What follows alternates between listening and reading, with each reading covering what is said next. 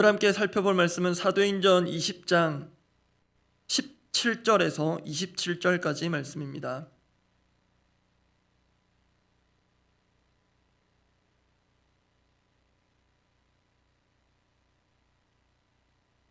사도행전 17장 17절에서 27절까지 말씀입니다.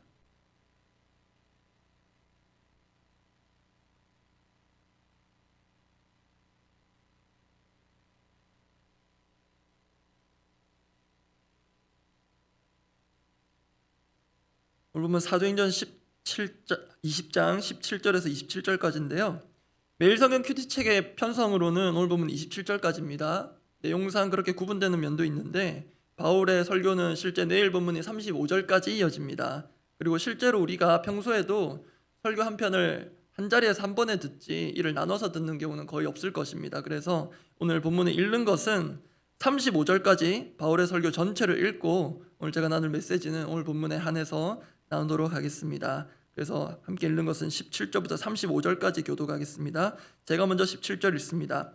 바울이 밀레도에서 사람을 에베소로 보내어 교회 장로들을 청하니 오매 그들에게 말하되 아시아에 들어온 첫날부터 지금까지 내가 항상 여러분 가운데서 어떻게 행하였는지를 여러분도 아는 바니 곧 모든 겸손과 눈물이며 유대인의 관계로 말미암아 당한 시험을 참고 주를 섬긴 것과 유익한 것은 무엇이든지 공중 앞에서나 각 집에서나 거리낌이 없이 여러분에게 전하여 가르치고 유대인과 헬라인들에게 하나님께 대한 회개와 우리 주 예수 그리스도께 대한 믿음을 증언한 것이라.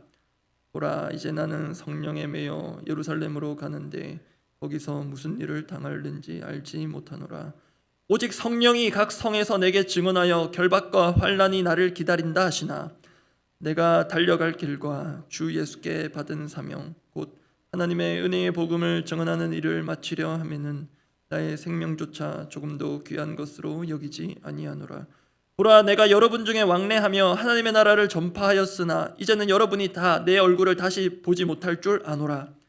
그러므로 오늘 여러분에게 증언하거니와 모든 사람의 피에 대하여 내가 깨끗하니 이는 내가 꺼리지 않고 하나님의 뜻을 다 여러분에게 전하였음이라. 여러분은 자기를 위하여 또는 온 양떼를 위하여 삼가라. 성령이 그들 가운데 여러분을 감독자로 삼고 하나님이 자기 피로 사신 교회를 보살피게 하셨느니라. 내가 떠난 후에 사나운 이리가 여러분에게 들어와서 그 양떼를 아끼지 아니하며 또한 여러분 중에서도 지자들을 끌어 자기를 따르게 하려고 어그러진 말을 하는 사람들이 일어날 줄을 내가 아노라. 그러므로 여러분이 일깨어 내가 3년이나 밤낮 쉬지 않고 눈물로 각 사람을 훈계하던 것을 기억하라. 지금 내가 여러분을 주와 및 그 은혜의 말씀에 부탁하노니 그 말씀이 여러분을 능히 든든히 세우사 거룩하게 하심을 입은 모든 자 가운데 기업이 있게 하시리라. 내가 아무의 은이나 금이나 의복을 탐하지 아니하였고 여러분이 아는 바와 같이 이 손으로 나와 내 동행들이 쓰는 것을 중단하여 함께 읽습니다.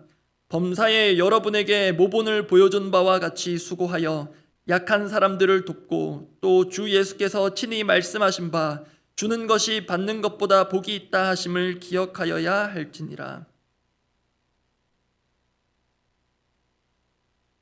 오늘 본문은 바울의 유명한 밀레도에서의 고별 설교입니다. 장소는 밀레도이며 청중은 에베소 교회 장로들입니다. 먼저 간단한 지리적 배경을 확인합니다. 바울이 지금 있는 밀레도는 한글 번역의 어감상 섬처럼 느껴질 수도 있는데요. 섬이 아니라 항구 도시로 에베소에서는 남쪽으로 약 50km 정도 떨어져 있습니다. 그런데 별것 아닌 것 같은 이 지리적 배경을 알고 오늘 보면 17절, 18절을 읽으면 그냥 지나칠 법한 말씀이 조금 다르게 다가옵니다. 제가 읽어드립니다. 사도행전 20장 17절, 18절 앞부분까지입니다. 바울이 밀레도에서 사람을 에베소로 보내어 교회 장로들을 청하니 오매 그들에게 말하되, 이렇게 하고 바울의 고별 설교가 시작됩니다. 먼저 바울이 밀레도에서 반대로 북쪽으로 50km 정도 떨어진 에베소에 사람을 보내어 교회 장로들을 초청합니다. 주목할 부분은 장로들의 반응입니다. 18절 앞부분 두 글자입니다. 오매. 두 글자로 끝입니다. 50km 되는 거리를 장로들 입장에서는 남쪽으로 내려와야 합니다. 나중에 다시 에베소로 돌아가야 하니 왕복 100km의 거리입니다.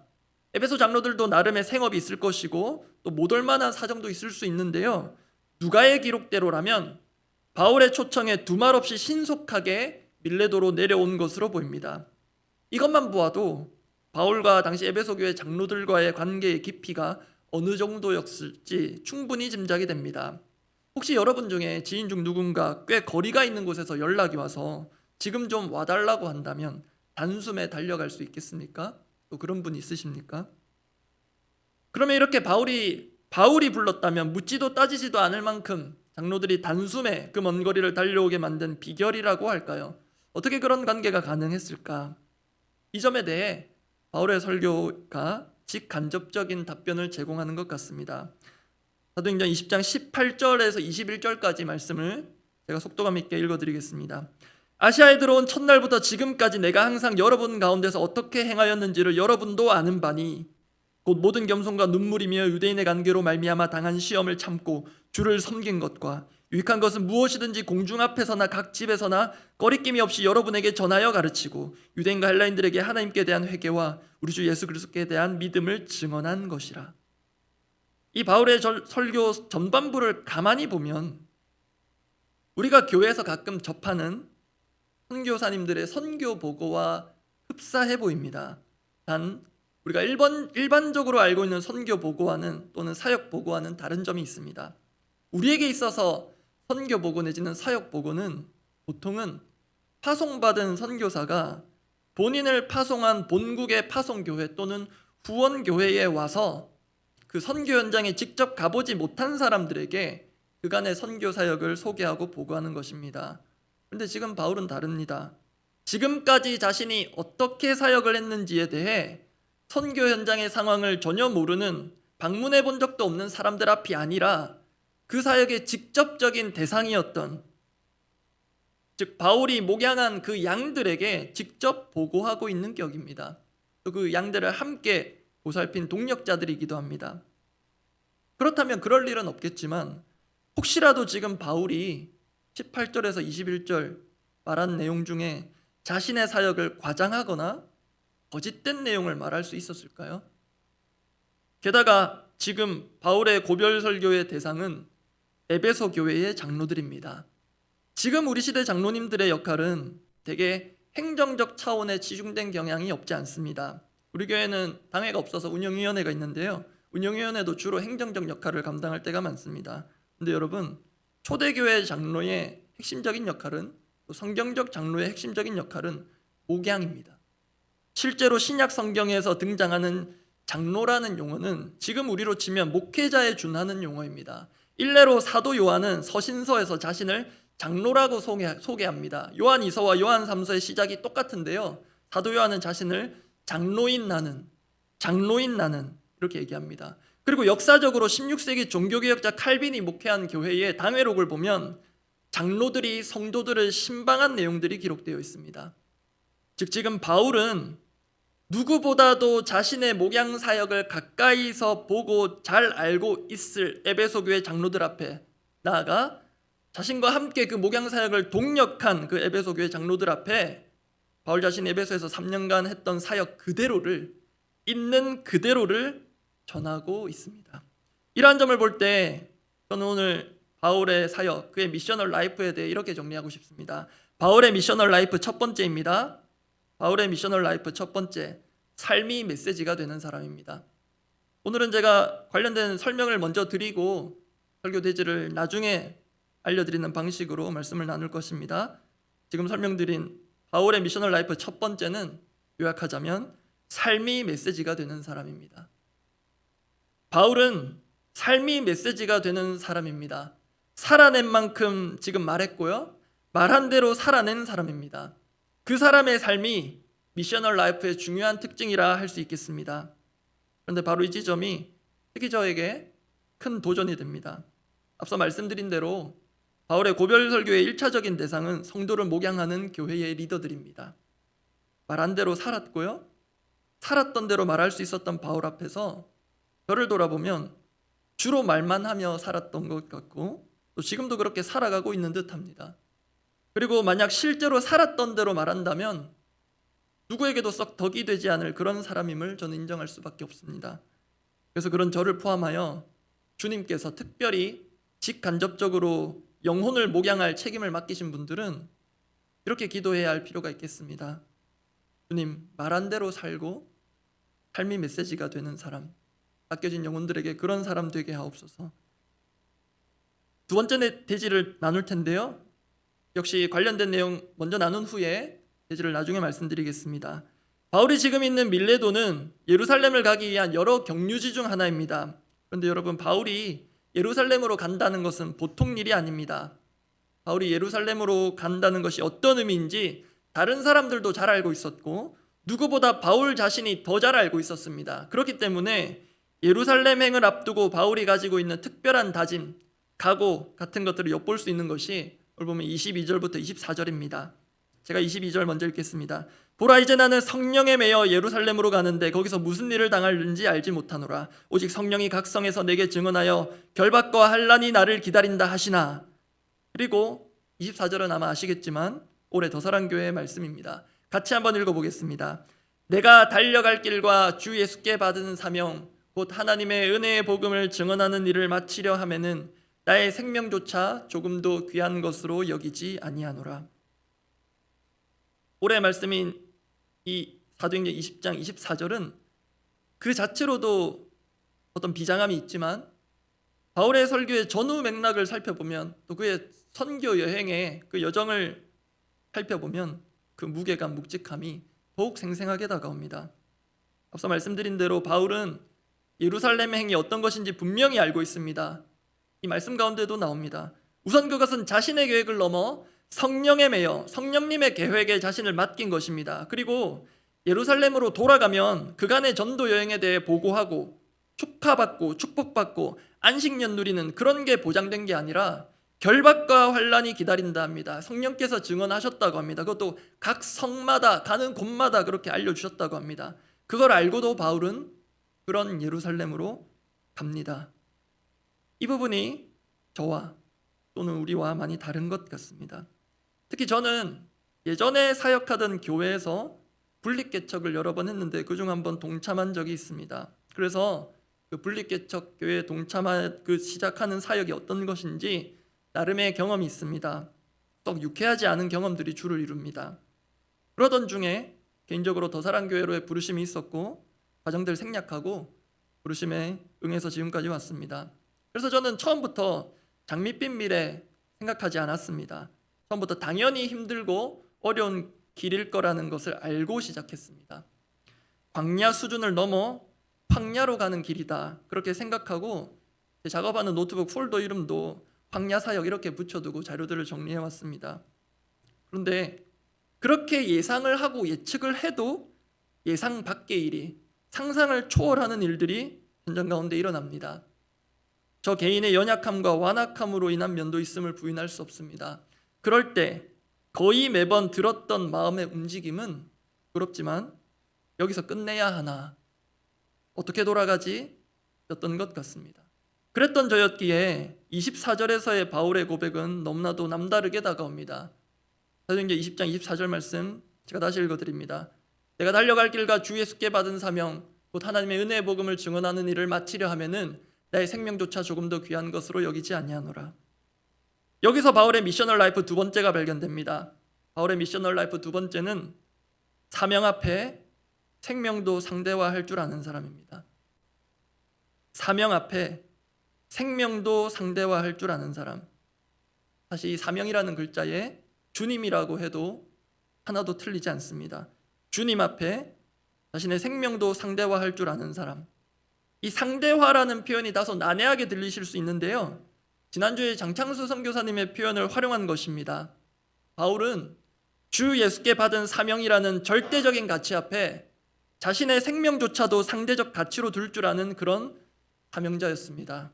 그에 비해 앞서 고백한 대로 저는 감당하기 버거운 사명 앞에 이대로 가면 의미 없이 죽을 것 같다는 판단하에 일단 살고 보자는 심정으로 저의 생명과 생계를 최우선적 가치로 두기 쉬운 그런 사람이었음을 돌아보고 인정하게 됩니다.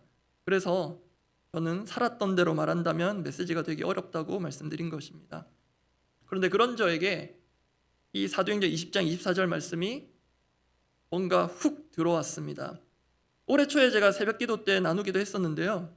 이 말씀은 작년 송구영신 예배 때 저희 교육자 특송 중에 간주에 이 말씀을 선포했었습니다. 준비하는 과정에서 애써 암송하려고 노력하지도 않았는데요. 정말 말 그대로 이 구절이 제 안으로 쑥 들어온 느낌이었습니다. 그래서 저 개인에게 주신 말씀으로 여기고 한 해 가려고 한다 말씀드렸었습니다. 그래서 저는 그 이후로도 어려움이 찾아올 때마다 또 사역적으로 어떤 판단이 망설여질 때마다 수시로 이 말씀을 되뇌입니다. 내가 달려갈 길과 주 예수께 받은 사명 곧 하나님의 은혜의 복음을 증언하는 일을 마치려 하면 나의 생명조차 조금 더 귀한 것으로 여기지 아니하노라. 생명도 아끼지 않겠다는데 무엇이 아까운가? 돈이? 시간이? 피곤이? 그런데 여러분, 이 사도행전 20장 24절의 고백은 바울만의 특별한 고백도 아니고요, 저의 특별한 오란의 메시지도 아닙니다. 대략 나누었지만요, 약하디 약한 제가 받을 수 있는 말씀이라면 이 말씀의 예외인 사람은 아무도 없으리라 생각합니다. 우리 각자가 주님께 부름받은 환경과 방식이 다를 뿐 구체적인 사명의 형태는 다를 수 있을지라도 하나님의 은혜의 복음을 증언하는 일에는 그 누구도 예외일 수 없습니다. 이 특수하면서도 보편적인 사명을 이루기 위해 바울은 자신의 생명을 걸었습니다. 즉 그는 자신의 생명보다 귀한 것을 발견했습니다. 또한 그것을 위해 자신의 생명을 바칠 줄 아는 복된 인생이었습니다. 그렇게 사명 앞에 자신의 생명도 상대화할 줄 아는 사람, 그 사명이 주 예수께 받은 것이었기에 바울은 결국 자신의 생명을 주님께 드린 사람입니다. 오늘 말씀은 꽤나 비장합니다. 살펴본 대로 바울은 지금 그럴 수밖에 없는 상황입니다. 예루살렘에서 순교할지도 모르고요, 실제로 사도행전 21장 한 장만 넘어가면 그런 위기 상황이 발생합니다. 그런 상황을 앞둔 바울의 고백이니 생명을 아끼지 않겠다는 것, 생명을 드리겠다는 것, 비장할 수밖에 없습니다. 사실 우리도 찬양 가사 같은 데서 이런 비장한 고백들 종종 접하게 됩니다. 내 생명 주님께 드리리, 이런 식입니다. 그러면 우리는 보통 영광스러운 순교의 그런 특별한 순간을 떠올리는 경향이 있습니다. 사실 우리 예수님도 그렇게 자신의 생명을 드리셨습니다. 그런데 예수님께서 제자들에게 제자도에 대해 말씀하신 것을 보면 우리의 생명이라는 게 그렇게 특별한 한순간만을 위해 드리는 것 이상의 중요한 의미가 있음을 알 수 있습니다. 누가복음 9장 23절 말씀입니다. 함께 한번 읽어보겠습니다. 또 무리에게 이르시되 아무든지 나를 따라오려거든 자기를 부인하고 날마다 제 십자가를 지고 나를 따를 것이니라.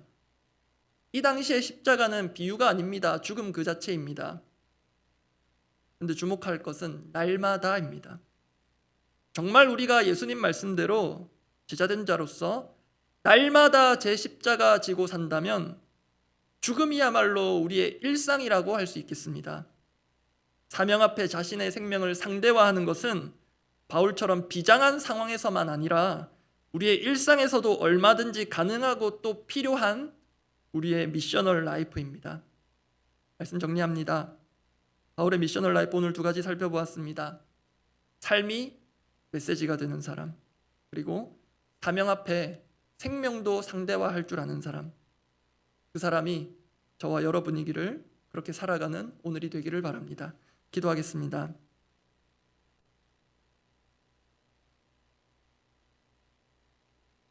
올해 우리 교회에 주신 말씀 제가 다시 한번 믿음으로 선포하고 기도하고자 합니다. 사도행전 20장 24절입니다. 내가 달려갈 길과 주 예수께 받은 사명 곧 하나님의 은혜의 복음을 증언하는 일을 마치려 하면은 나의 생명조차 조금 더 귀한 것으로 여기지 아니하노라. 우리 찬양 가운데 이런 제목 그리고 가사가 있습니다. 주 예수보다 더 귀한 것은 없네. 이 찬양이 우리의 삶이 되기를 원합니다. 우리를 위해 모든 것 아낌없이 내어주신 주님께서 우리 각자에게 맡기신 것, 또 명하신 것이 있다면 내게 있는 그 무엇도 아끼지 않는 사람이기를 원합니다. 오늘 내가 그렇게 살아야 한다면 누구를 위해, 무엇을 위해 이렇게 살아야 하겠습니까? 주님께 구체적으로 여쭙고 그런 순간들 찾아올 때 그렇게 결단한 대로 우리가 기도한 대로 살아가는 이렇게 오늘의 우리의 삶이 우리의 맡겨진 영혼들에게 메시지가 되는 그런 하루가 되기를 원합니다. 그렇게 함께 우리 결단 기도로 올려드리겠습니다. 하나님 아버지,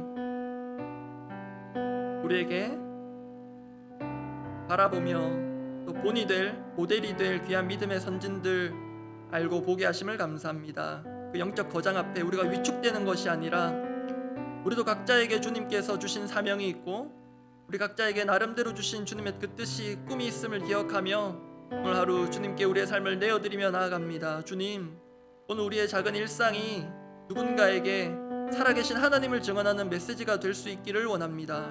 주님, 우리는 말과 삶이 따로 놀 때가 많고 자신에 대한 착각 속에 빠져서 나의 말과 나의 삶이 꽤 괜찮은 것인 양 마냥 그렇게 살아갈 때가 많으나 주님, 우리의 삶이 결국 하나님께 닿아 있지 못하고 착각과 허상 속에 빠져서 그 누구에게도 메시지가 되지 않는 말과 삶을 번지르르하게 전하고 있는 것을 돌아보게 하시고 주님, 오늘 이 하루부터라도 오늘 하루만이라도 주님께서 주신 말씀의 그 진리들이 내 가운데 생명처럼 일어나고 그것이 나를 통하여서 누군가에게 생명처럼 전해질 수밖에 없는 그런 주님 성령께서 역사하시는 그 믿음의 선순환이 일어나게 하여 주시옵소서. 주님, 우리 오늘의 삶이 누군가를 살리는 삶의 메시지가 되게 하여 주시고 우리에게 주신 작은 사명 앞에 나의 그 귀하디귀한 생명도 아끼지 않고 내어드릴 줄을 아는 사람 되게 하여 주시옵소서. 그것이 구체적으로 나의 시간을 내어드리는 것으로 나타나게 하시고 나의 체력을 드리는 것으로 나타나게 하여 주시고 필요한 이들이 있다면 50리 100리를 함께 가는 버섯이 필요하다면 속옷도 내어주는 주님, 그러한 나의 미셔널 라이프로 주님을 향한 나의 결단과 헌신이 드러나게 하여 주시옵소서. 주님, 그런 필요한 영혼들을 보게 하시고 또 필요한 영역들을 보게 하사 오늘 나의 작은 삶이 하나님 나라 가운데 귀하게 쓰인다는 것, 그 감격 가운데 감사하며 오늘 주어진 미셔널 라이프를 살게 하여 주시옵소서. 공동의 기도 제목들을 두고 기도하겠습니다. 사랑 미션 컨퍼런스 2주차 앞두고 있습니다. 오실 김요한 선교사님, 바울을 닮은 그 선교사님의 삶과 사역들을 보며 우리가 믿음의 결단을 할 귀한 또 기회가 다가오고 있습니다. 선교사님 위해서 기도해 주시고 그냥 그것이 선교사님의 특별한 삶과 사역이다 여기지 않고 우리 각자에게 나름해 주신 하나님의 사명을 발견하고 그 일에 우리 자신을 작지만 보잘것없지만 우리 작은 삶을 기꺼이 내어드리는 그런 결단으로 이어지는 그런 시간들 되도록 계속해서 기도해 주시기 바랍니다. 그리고 풍성한 삶으로의 초대 2기 복음의 교제가 계속 진행되고 있습니다. 그 교제 가운데 또 주님께서 주인 되어 주시고 정말 풍성한 교제 가운데 정말 이끔이 따름이 모두가 하나님의 그 은혜의 풍성함을 누리는 시간 되게 해달라고 기도해 주시기 바랍니다. 그리고 오늘 금요 다락방이 있고요. 그리고 오늘 오전에 이곳에서 시니어 분들 연합 모임이 있습니다.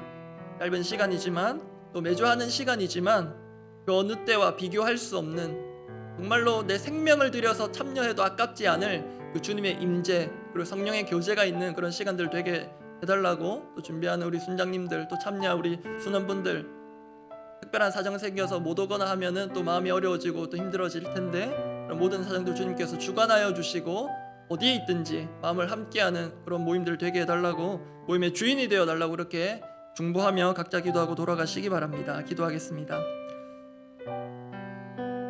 하나님, 우리 온 교회가 정말로 내 삶에 주어진 일순간도 허투루로 보내지 않고자 내 삶의 모든 순간을 주님과 함께 또 주님을 위해 살겠노라 그렇게 미셔널 라이프로 드리며 또 특별한 선교사님 3분을 모시고 미션 컨퍼런스를 진행합니다. 주님, 또 우리 귀한 김요한 선교사님 2번째로 만날 수 있는 기회를 주셨는데 주님, 그분의 삶과 사역이 그분의 고유한 것이 아니라 우리 각자에게 주신 하나님의 사명임을 보게 하시고 알게 하시고 주님, 우리 각자가 어떻게 주님 주신 사명을 붙들고 살아갈 수 있을지를 고민하고 또 구체적으로 그림을 발견된 그 하나님의 원대하신 그 꿈 가운데 우리 자신을 내어드리는 그런 믿음의 결단이 있게 하여 주시옵소서. 잘 준비하여서 먼 훗날 우리를 드리는 것이 아니라 오늘 바로 지금 이곳에서 그리고 그곳을 나가는 그 순간부터 우리의 삶을 하나님 받으시기 합당한 제물로 제사로 드리는 그런 미셔널 라이프의 결단이 우리 가운데 우리를 뜻 일어나게 하여 주시옵소서. 주님, 풍성한 삶으로의 초대 이 교제 가운데 주님 역사하여 주시고 주님 의무감으로 진행되는 네 번의 모임이 아니라 정말로 영혼 간의 반응이 일어나며 영혼이 살아나며 또 입금이들이 가지고 있는 부담과 여러 고심과 고민들이 해소되며 또 다른 이들이 복음 가운데 다시 한번 자신이 갖고 있는 그 복음의 부요함과 풍성함을 재발견하는 시간 되게 하여 주시옵소서. 주님 오늘 금요 다락방이 있는데 주님 매주 하는 모임이 아니라 그리고 하나님 끝을 향해 가면서 지치고 또 힘이 빠지는 시간이 아니라 오히려 그 시간을 통해 내 영혼이 다시 한번 일으켜지고 또 서로의 나눔 가운데 내가 주어진 자리를 발견하고 또 내가 어떻게 살아가야 할지를 서로가 서로에게 권면하고 도전하고 위로하는 그렇게 성령의 교제가 있는 시간 되도록 역사하시고 팀장님들이 갖고 있는 모든 부담과 어려움들을 덜어주시옵소서. 주님 오늘 시니어 연합 모임 이곳에 있습니다. 짧은 시간이지만 또 평소처럼 함께하는 시간이지만 주님 그 가운데 주님께서 주인 되어주시고 우리 시니어분들께 꼭 필요한 마음과 또 주님의 뜻이 잘 전해지고 또 공유되고 우리 가운데 또 귀한 축제와 또 그 교제가 있도록 주님 친히 주인 되시고 인도하시고 역사하여 주시옵소서.